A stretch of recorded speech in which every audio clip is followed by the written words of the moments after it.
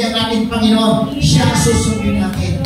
Hindi susundin natin ang udyok ng laman na mayroon tayo, mga kapatid. Kundi susundin natin yung leading of the Spirit of God. Nag-expect na sila na kapag nasa Panginoon na lahat blessings, lahat miracles.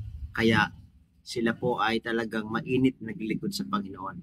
Pero hindi na na-realize na after ilang buwan, ilang taon, paglipas ng taon, mayroon naman pagsubok na darating sa kanila. Kaya hindi sila handa dahil sa blessings expectation nila. Kaya kung tayo po sa paglingkod sa Panginoon, tandaan po natin, hindi lahat po blessings. Hindi lahat po grasya. Mayroon din po tayo mga pagsubok na pagdadaanan natin. Kaya kailangan po tayo magpakatatag, kailangan tayo magpakababad sa panalangin, and we hope magtatagumpay tayo sa Panginoon. Sa pangangaral natin minsan, nasisiraan na natin yung church, yung organization, mga kapatid. Bakit? Kasi sinasabi natin na hindi na kailangan natin. Ang kailangan lang talaga is si Kristo.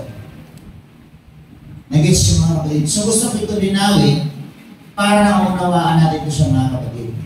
Kasi baka maging salat na ang religion. Totoo yun. Hindi makapag-save ang religion. Religions lang, mga kapatid. Pero kung nandoon si Kristo, kasi ang religion is the body of Christ. Di ba natin kailangan yung body ng Christ, mga kapatid? Everybody say praise the Lord. Hindi ko minamali yung mga preaching na naririnig natin, na may intak ang puso natin, mapapaindak tayo, mga kapatid. At talagang marirevive tayo, depende sa ating understanding. Pero gusto ko ma-remind sa atin, mga kapatid, na hanggat maaari, amen, lalo sa mga leaders, sa mga workers natin dito, na baguhin na natin yung pangangaral.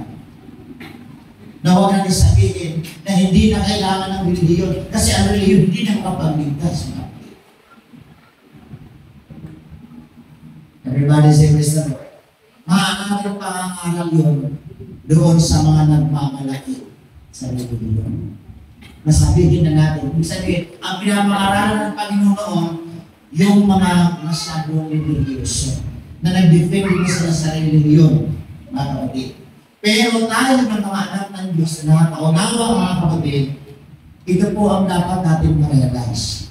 Ang religion is the body of Christ. Ang religion is the church, mga kapatid, and the church is the body of Christ. And we need the body of Christ. Mga kapatid, what is the body of Christ? We are the body of Christ because we are the church. Everybody say praise the Lord. Praise God. So ang church, dito tayo ininintor. Kung bakit kailangan natin, dito tayo hinuhubog. Pero kailangan lang natin ng assurance ng simbahan, mga kapatid, na talagang natututo tayo dyan. Kasi baka mamaya bisyuso, baka mamaya sugarol, baka mamaya mabali sa simbahan ng banal, maganda ang business sa simbahan. Pag-uwi, mga kapatid, praise God, wala tayong kabanalan.